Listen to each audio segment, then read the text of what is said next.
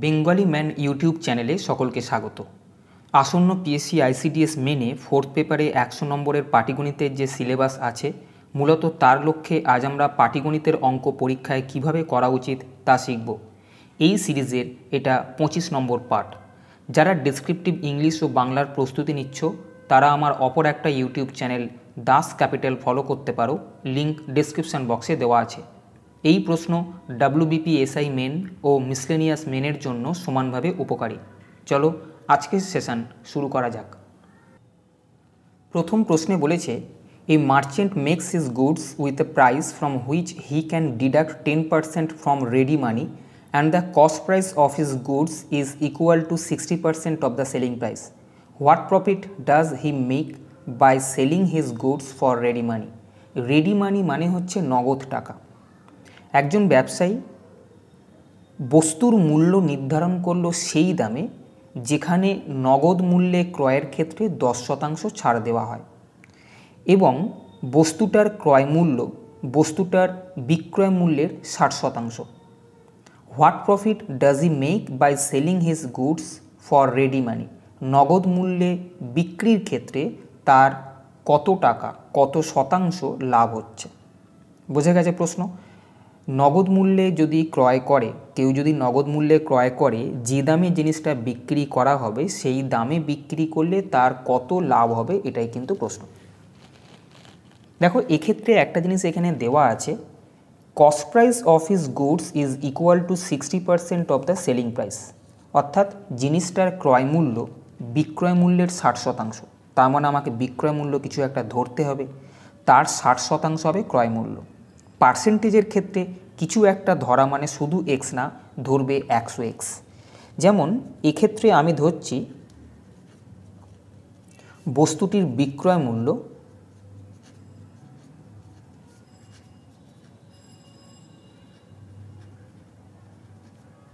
সমান 100x টাকা। অতএব বস্তুটির ক্রয় মূল্য কত হবে? ক্রয় মূল্য বলেছে বিক্রয় মূল্যের 60%, এর 60% মানে কত? 60x টাকা। বোঝা গেছে? এবারে নগদ মূল্যে ক্রয়ের ক্ষেত্রে 10% ছাড় দিচ্ছে। He can deduct 10% from ready money. নগদ মূল্যে ক্রয়ের ক্ষেত্রে 10% ছাড় দিচ্ছে। তাহলে আমি লিখতে পারি, যেহেতু নগদ মূল্যে ক্রয়ের ক্ষেত্রে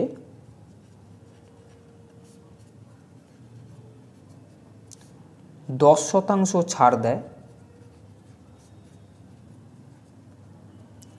অতএব বিক্রয় করে কত টাকায়? নগদ মূল্যে কিনলে বিক্রি কত টাকায় করছে? দেখো, 10% ছাড় দিচ্ছে, বিক্রয় মূল্য 100x আছে, তার 10% ছাড় দিচ্ছ।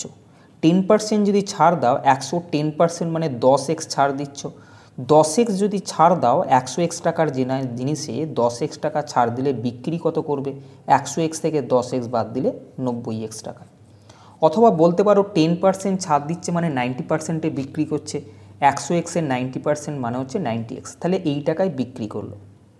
বোঝা গেছে? তাহলে নগদ মূল্যে কেউ যদি কেনে, সে 90x টাকায় জিনিসটা কিনবে, কিন্তু জিনিসটার ক্রয় মূল্য কত ছিল? 60x টাকা। জিনিসটা নগদ মূল্যে কিনে বিক্রি কতয় করলো?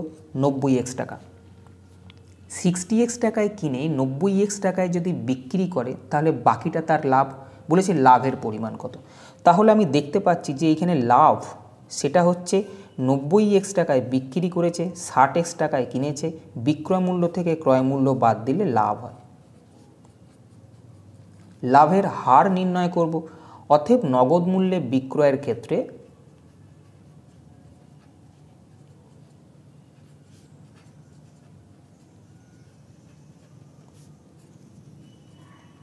লাভের হার, লাভ সবসময় যদি কিছু বলা না থাকে ক্রয় মূল্যের উপরে হয়। ক্রয় মূল্য কত? 60x টাকা, তার উপরে লাভ হয় ক্রয় মূল্যের উপরে। তাহলে লাভ কত দিয়েছে? 30x। তাহলে 60x টাকায় যদি 30x টাকা লাভ হয়, বলেছে লাভের হার কত? পার্সেন্টেজ। এটা 2 দিয়ে কাটো, এটা 50, তাহলে লাভের হার হচ্ছে 50%, যেটা এই প্রশ্নের উত্তর। বোঝা গেছে? পরের প্রশ্ন, A man deposited rupees 1500 in a bank. After 6 months, he made withdrawal for rupees 1200. After 3 months more, he deposited rupees 900. How much interest he would get at the end of the year if the bank gave interest 6% per annum? এক ব্যক্তি 1500 টাকা ব্যাংকে রাখলো, 6 মাস পরে সে 1200 টাকা তুলে নিল, আরও 3 মাস পরে সে 900 টাকা জমা রাখলো। How much interest he would get, সে কত টাকা সুদ পাবে বছরের শেষে যদি ব্যাংক 6% হিসেবে সুদ দেয়। দেখো এক্ষেত্রে অঙ্কটা কীরকম করা যায়, দুটো পদ্ধতি আছে। এক, 1500 টাকা, প্রথমে যে 1500 টাকা ব্যাংকে রেখেছিল 6 মাস ছিল, তাহলে 1500 টাকার 6 মাসের সুদ বার করবে। তারপরে 1200 টাকা তুলে নিচ্ছে, 1500 টাকা থেকে 1200 টাকা তুলে নিলে 300 টাকা পড়ে থাকে, এই 300 টাকা পরবর্তী 3 মাস খাটবে, অর্থাৎ 300 টাকার 3 মাসের সুদ বার করবে। তারপরে 900 টাকা ডিপোজিট করছে, 300 টাকা খাটছিল, এখন 900 টাকা মানে এবার 1200 টাকা ব্যাংকে থাকছে। এই 1200 টাকা কত মাস খাটবে, আগের 6 আর 3-এ 9 মাস হয়ে গেছে, 12 মাস থেকে 9 মাস বাদ দিলে এই 3 মাসের সুদ আলাদা করে বার করবে। এই সুদগুলোকে সব যোগ করলে টোটাল অ্যান্সার হবে। কিন্তু এটা একটু জটিল প্রসেস, মানে বারবার তোমাকে ইন্টারেস্ট বার করতে হচ্ছে। তার তুলনায় একটা কাজ করবে যে 1 মাস হিসেবে তার কত টাকা খাটছে সেটা সব টাকার ক্ষেত্রে বার করে নাও, এবং সুদ যখন বার করবে সেটা 1 মাস হিসেবে বার করো। মানে কি, মনে করো তুমি 500 টাকা প্রতি মাসে খাটাচ্ছ, তাহলে 12 মাসে তুমি কত টাকা খাটাবে, 500 × 12 6000 টাকা। আমি বললাম 12 মাস ধরে 6000 টাকা খাটিয়ে যে ইন্টারেস্টটা তুমি পাচ্ছ, আমি যদি বলি সেই 6000 টাকা তুমি প্রথম মাসেই খাটিয়ে দাও তাহলে একই ইন্টারেস্ট পাবে, এটাকে কিছু ভুল বলা হবে? নিশ্চয়ই না। 500 টাকা করে 12 মাস তুমি খেটে যে সিম্পল ইন্টারেস্ট পাচ্ছ, অর্থাৎ 6000 টাকার উপর যে সিম্পল ইন্টারেস্ট পাচ্ছ, সেটা যদি আমি বলি প্রথম মাসে অর্থাৎ 1 মাসেই পেতে চাই, তখন আমাকে কত টাকা ব্যাংকে রাখতে হবে, 500 × 12। যেহেতু 12 মাস ধরে খেটেছে তাই 12কে 500 দিয়ে গুণ করে আমি বলবো 6000 টাকা 1 মাসে খাটালে যে ইন্টারেস্টটা পাবো 500 টাকা করে 12 মাস খাটিয়ে সেই ইন্টারেস্টটার পরিমাণ কিন্তু সমান হবে। তাই এক্ষেত্রে আমরা সবই 1 মাস হিসেবে বার করব যে টাকাটা 1 মাস হিসেবে খাটলে কত টাকা আমাকে ব্যাংকে রাখতে হতো। দেখো এক্ষেত্রে 6 মাস হিসেবে 1500 টাকা কেটেছে, যেহেতু 6 মাস হিসাবে 1500 টাকা খাটে,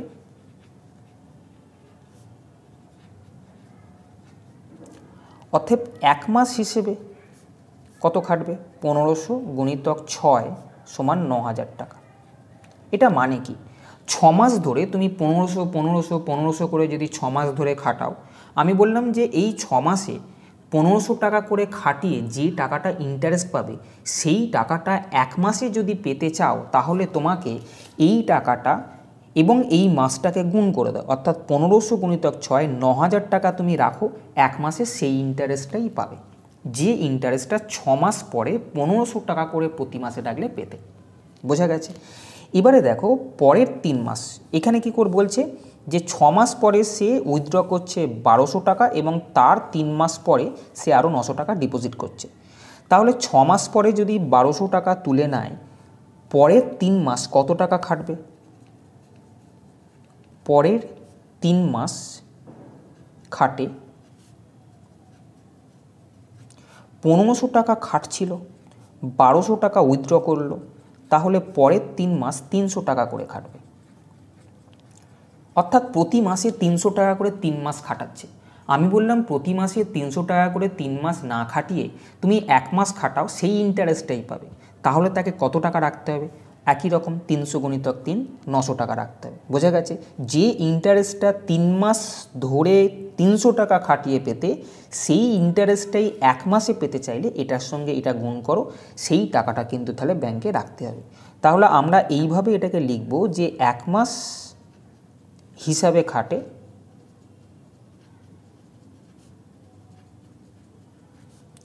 300 × 3, এই দুটোকে খালি গুণ করতে হবে, 900 টাকা। এবার 3 মাস হয়ে গেল, 3 মাস পরে সে ডিপোজিট করলো 900 টাকা। দেখো এই 3 মাস 300 টাকা করে খাটছিল, এরপরে যদি 900 টাকা ডিপোজিট করে তাহলে তার এখন কত টাকা করে খাটবে? 900 টাকা ডিপোজিট করছে আর 300 টাকা আগে ব্যাংকে ছিল, তাহলে 300 প্লাস 900 1200 টাকা করে এখন খাটবে। এটা কমাস খাটবে। এখানে 6 আর 3 9 মাস হয়ে গেছে, 12 মাসের মধ্যে 9 মাস হয়ে গেলে আর 3 মাস বাকি থাকছে। তাহলে আমি লিখতে পারি পরের 3 মাসে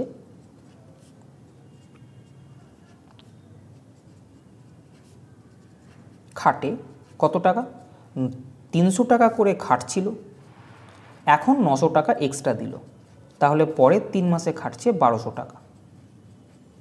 তাহলে পরের 3 মাসে 1200 টাকা প্রতি মাসে খেটে যে টাকাটা 3 মাস পরে পেতাম ইন্টারেস্টটা, আমি যদি বলি সেই ইন্টারেস্টটা আমার 1 মাসেই চাই, তখন কিন্তু আমাকে 3 × 1200 টাকা ব্যাংকে রাখতে হবে। অর্থাৎ 1 মাস হিসাবে খাটে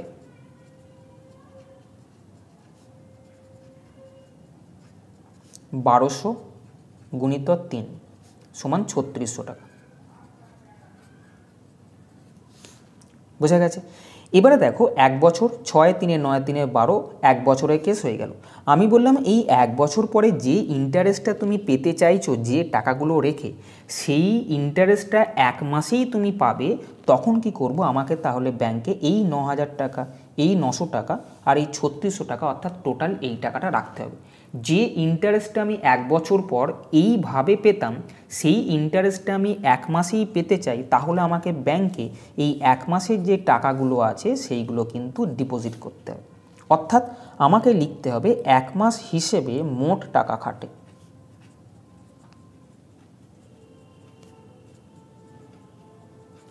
এক মাস হিসেবে মোট কত টাকা খাটছে? এখানে 9000 টাকা, এখানে 900 টাকা আর এখানে 3600 টাকা, অর্থাৎ 13500 টাকা।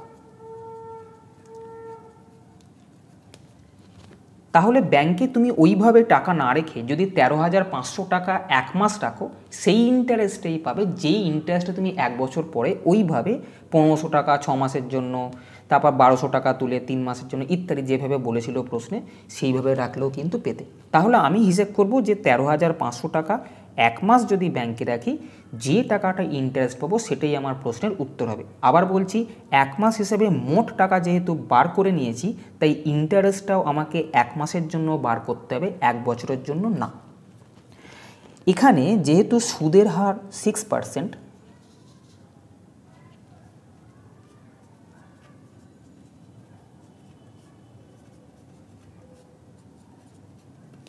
অতএব আমি লিখতে পারি 100 টাকার 12 মাসের সুদ।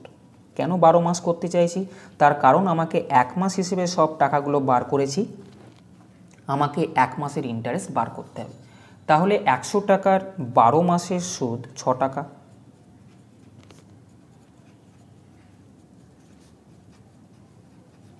এক টাকার 1 মাসের সুদ কত হবে? 6 থাকলো নিচে, যেগুলোকে 1 দিয়েছি সেগুলো চলে এলো। আর আমাকে বার করতে হবে 13500 টাকার 1 মাসের সুদ।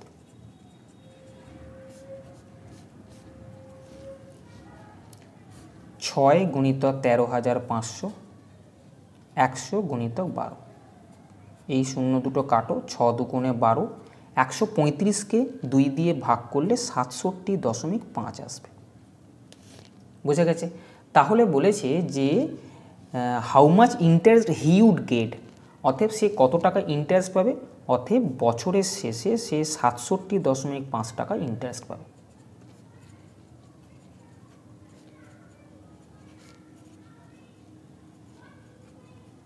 সুদ পাবে। বোঝা গেছে? পরের প্রশ্ন। পরের প্রশ্নে যাওয়ার আগে একটা কথা বলে রাখি, ডেসক্রিপটিভ ম্যাথমেটিক্সের উপর একটা ইবুক তৈরি করা হয়েছে।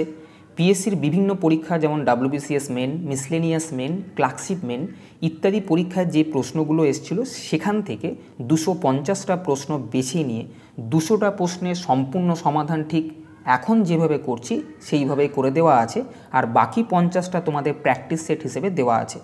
তোমরা জানো এই সমস্ত পরীক্ষায় ইংরেজিতে প্রশ্ন হয় এবং উত্তর ইংরেজিতে অথবা বাংলায় যে কোনো একটা ভাষায় দিতে পারো। প্রশ্ন যেরকম ইংরেজিতে এসেছিল সেইভাবে ইংরেজিতেই প্রশ্ন আছে, কিন্তু সমাধান পুরোপুরি বাংলায় করে দেওয়া আছে এই বইতে। এই বইতে 106 পাতা আছে এবং ফাইল সাইজ হচ্ছে 1.30। প্রয়োজন মনে করলে নিচে দেওয়া লিঙ্কে ভিজিট করতে পারো। এই বই WBPSI এবং মিসলেনিয়াস মেনের জন্য সমানভাবে উপকারী। 3 প্রশ্নে বলেছে ₹800 amount two ₹920 in 3 years. If the rate of interest increased by 3%, what will be the amount? 800 টাকা 3 বছরে 920 টাকায় পরিণত হয়। যদি সুদের হার 3% বৃদ্ধি পায় তবে অ্যামাউন্ট অর্থাৎ মোট টাকার সুদ আসলের পরিমাণ কত হবে? অ্যামাউন্ট মিন্স সুদ আসলের পরিমাণ কত। দেখো 800 টাকা 3 বছরে 920 টাকায় যদি পরিণত হয় তাহলে আমি এখান থেকে সুদের হার নির্ণয় করতে পারবো। সেই সুদের হারটাকে আমি 8% মনে করে নিচ্ছি। অর্থাৎ মনে করি আগে সুদের হার ছিল, আগে কেন এখন রেট অফ ইন্টারেস্ট বাড়ছে, তাই আমি লিখব আগে সুদের হার ছিল 8%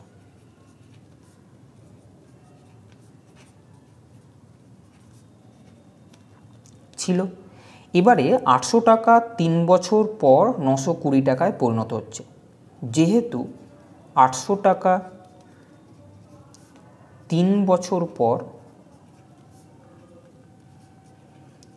920 টাকায় পরিণত হয়,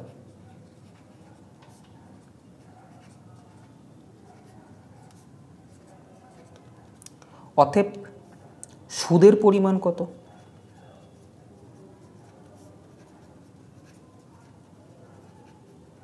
920 টাকা পাচ্ছ, 800 টাকা রেখেছিলে, যতটা বেশি পাচ্ছ সেটাই হচ্ছে সুদ।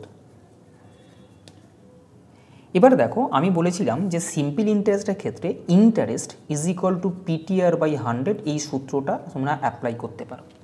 কম্পাউন্ড ইন্টারেস্টের ক্ষেত্রে সূত্র যেটা আছে এবং সিম্পল ইন্টারেস্টের ক্ষেত্রে এই বেসিক সূত্র, এগুলো কিন্তু ডেসক্রিপটিভ ম্যাথে অ্যাপ্লাই করা যায়। এবারে আমরা এখানে লিখতে পারি যে আমি সুদ পাচ্ছি কত? 120।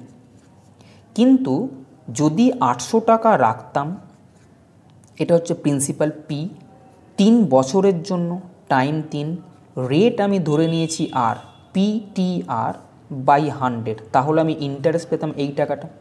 ইন্টারেস্ট আমি 120 টাকা পেয়েছি, কিন্তু বলছি যদি 800 টাকা আমি রাখতাম 3 বছরে 8% হারে, তাহলে ইন্টারেস্ট পেতাম এটা। আমি দেখছি 800 টাকা রাখলে ইন্টারেস্ট 120 টাকা পাই, তার মানে এখান থেকে যে ইন্টারেস্টটা পাবো আর 120 টাকা যে ইন্টারেস্ট, তারা কিন্তু সমান হবে। বোঝা গেছে? এটাকে কাটলাম, কেটে 3 4 12 আর এখানে 5 8 40, অর্থাৎ রেট অফ ইন্টারেস্ট আগে ছিল 5%। তাহলে আমি এখানে লিখে দেবো আগে সুদের হার ছিল 5%। কেন? আর ছিল আগে সুদের হার।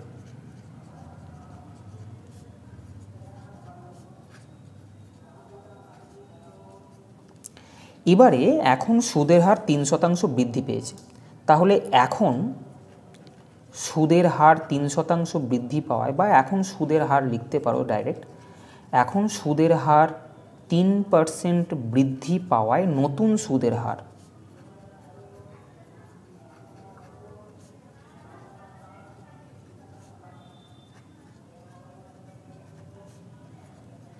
কত হবে? 5 ছিল, 3 বৃদ্ধি পাচ্ছে, সমান 8%। এটা হলো নতুন সুদের হার। বলেছে এই সুদের হারে যদি আমি ব্যাংকে 800 টাকা 3 বছরের জন্যই রাখতাম তাহলে কত টাকা পরিণত হতো? তাহলে আমি বলতে পারি এখন যখন সুদের হার 8%, তখন 800 টাকার 3 বছরের সুদ কত হবে? 800 টাকার 3 বছরে সুদের পরিমাণ, একই রকম সুদের পরিমাণ মানে ইন্টারেস্ট PTR/100। এখন প্রিন্সিপাল হচ্ছে 800 টাকা, টি বা টাইম 3 বছর, রেট নতুন রেট 8/100, এটা হবে এখনকার সুদ। 3 8 24, 8কে 24 দিয়ে গুণ করলে 192 টাকা। 800 টাকা রাখছো, 192 টাকা ইন্টারেস্ট পাচ্ছ, তাহলে তুমি মোট কত টাকা পাবে, অর্থাৎ সুদ আসল কত পাবে, সেটাই প্রশ্ন ছিল। তাহলে আমি বলতে পারি এখন সুদ আসল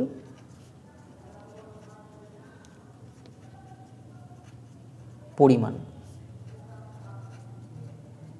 সেটা কত হবে? 800 টাকা তুমি রেখেছিলে, 192 টাকা সুদ পাচ্ছ, অর্থাৎ 992 টাকা, যেটা এই প্রশ্নে চেয়েছে। পরের প্রশ্ন, চারের প্রশ্নে বলেছে there are two mixtures of milk and water in the ratio 3:4 and 9:5 respectively.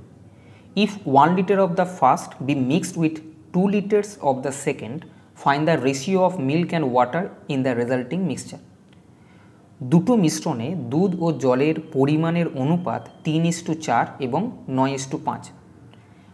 1 litre প্রথম মিশ্রণের সঙ্গে 2 লিটার দ্বিতীয় মিশ্রণ মেশালে নতুন মিশ্রণে দুধ ও জলের অনুপাত কত হবে? প্রশ্ন বোঝা গেছে? দেখো, প্রথম মিশ্রণে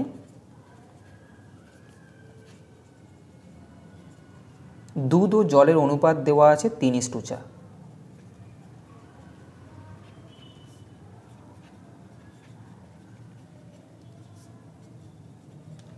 এবারে প্রথম মিশ্রণের 1 লিটার দ্বিতীয় মিশ্রণের 2 লিটারের সঙ্গে মেশানো হয়েছে। আমি দেখব প্রথম মিশ্রণের 1 লিটার যদি তুলে নিই তাহলে 1 লিটারের মধ্যে কতটা দুধ আর কতটা জল উঠবে, বোঝা যাচ্ছে? তাহলে আমি লিখব 1 লিটার মিশ্রণে দুধের পরিমাণ বা দুধ আছে কতটা, 1 লিটার, এটা মোট, ইন্টু 3/7।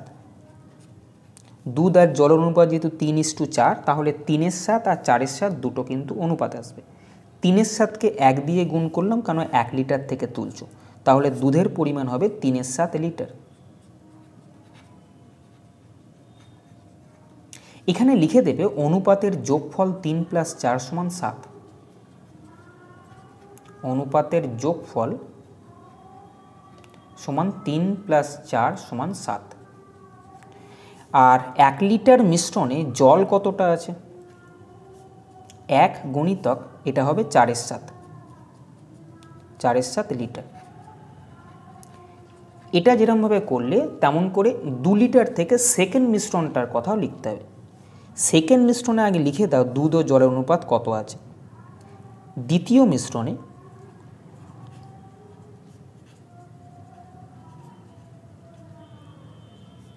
দুধ ও জলের অনুপাত, এটা কি,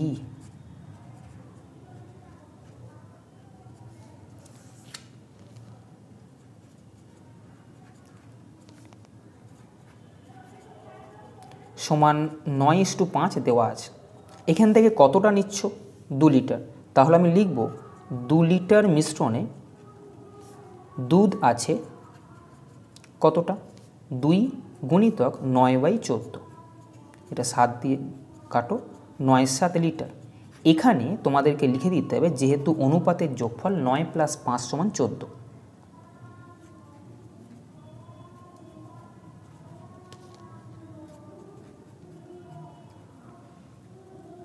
9 + 5 = 14 লিখে দিলে। একই রকমভাবে 2 লিটার মিশ্রণে জল আছে কতটা হবে, 2 গুণিতক 5/14। একই রকমভাবে এটা কাটো, 5/7 লিটার বার করলাম। এবারে বলেছে প্রথম মিশ্রণের 1 লিটারের সঙ্গে দ্বিতীয় মিশ্রণের 2 লিটার মিশ্রিত করলে নতুন মিশ্রণের দুধ আর জলের অনুপাত কত হবে। আমি এখানে লিখব অতএব প্রথম মিশ্রণের 1 লিটারের সঙ্গে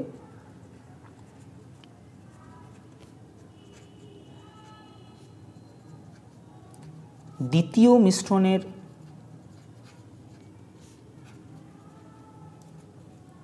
2 লিটার মিশ্রিত করলে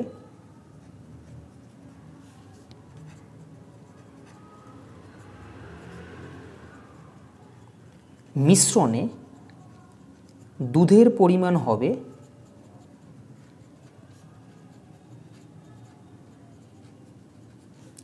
দেখো এখানে প্রথমে 1 লিটারের থেকে দুধ ছিল 3/7 লিটার, আর এই 2 লিটারের মধ্যে দুধ আছে 9/7 লিটার হয়েছে। তাহলে 7/7 লসাগু হবে, 9 আর 3 12/7 লিটার এটা দুধ। আর মিশ্রিত করলে মিশ্রণে দুধের পরিমাণ বার করলাম এটা, এবং জলের পরিমাণ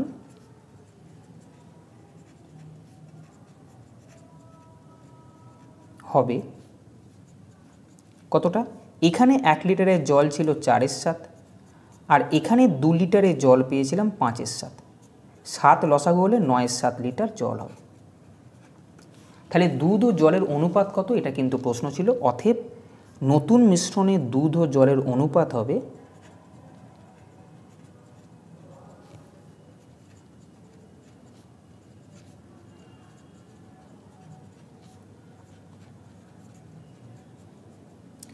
দুধ আছে 12/7 আর জল আছে 9/7, 7 কেটে দাও, 3 দিয়ে কাটো, 4:3। বোঝা গেছে? তাহলে আজকে এই পর্যন্তই। যদি সেশনটা ভালো লাগে তবে চ্যানেলটা সাবস্ক্রাইব করো এবং বন্ধুদেরকেও শেয়ার করো যাতে করে তারাও সমানভাবে উপকার পায়। ভালো থেকো, ভালোভাবে পড়াশোনা করো। টাটা।